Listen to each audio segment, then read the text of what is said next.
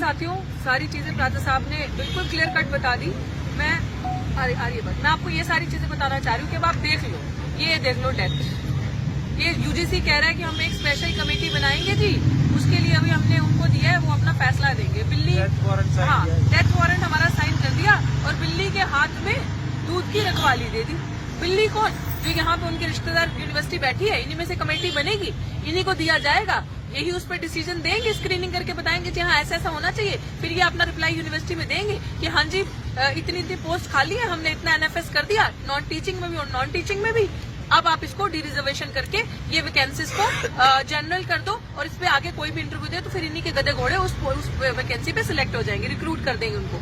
आपको मैं बार बार गला फाड़ते फाड़ते हम इतने दिन से यहाँ मर रहे हैं, चीख रहे हैं कि ये आपके विरोधी लोग हैं, ये जो आपके अगेंस्ट काम कर रहे हैं। अगर आप ये आज का है रिजर्वेशन, डेथ वारंट साइन हो गया, खत्म हो गया रिजर्वेशन। और अपने लोगों को ईडब्ल्यूएस में देख रहे हो आप क्या हो रहा है, किस तरीके से भर्ती पे भर्ती, भर्ती पे भर्ती, भर्ती पे भर्ती।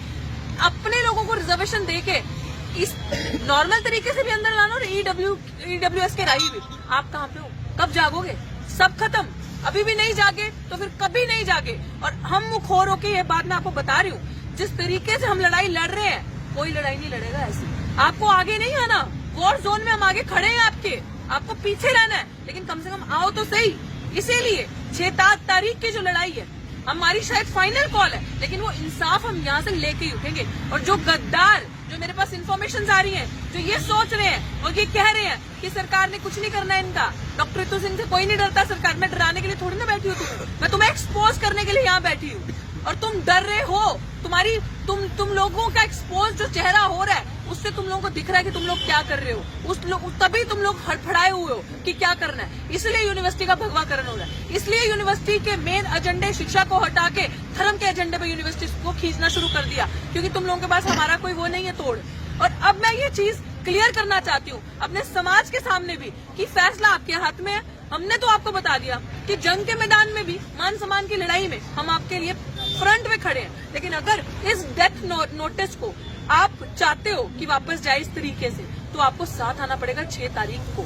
ये लड़ाई हमें जीतनी पड़ेगी, ये लड़ाई हमारे हक अधिकार की है। वरना पढ़ाते रहो अपने बच्चों को अच्छी अच्छी डिग्रीज लेके, ना बचेगी नौकरियां, ना आपके बच्चे पढ़ सकते हैं, ना फिर इस यूनिवर्सिटी में पढ़ा सकते हैं। बैठे रहना। हम लोग ये चालाकियां समझ जाते हैं, इसीलिए दर्द होता है और सामने आते हैं। 6 तारीख को सुबह 10 बजे दिल्ली विश्वविद्यालय में हमारी तरफ से आर्ट्स फैकल्टी गेट नंबर 4 पे फाइनल कॉल है। जो वाइस चांसलर ने 19 तारीख को हमें अंदर बुला के वीडियोग्राफी हमने करी थी, जो हमने 5 डिमांड्स रखी थी, उसका जवाब वो यही डिमांड्स थी। ये जो देख रहे हो ना आप, ये जो हुआ, इसीलिए प्राचा साहब बहुत जल्दी सारी चीजों को सेंस कर लेते हैं। इसलिए वो डिमांड्स हम 6 तारीख को 19 तारीख को रख के आए थे, बकायदा सारी वीडियोग्राफी करी थी। टाइम आने पे वो वीडियोग्राफी भी आपको दी जाएगी, सारा प्रेस कॉन्फ्रेंस करके।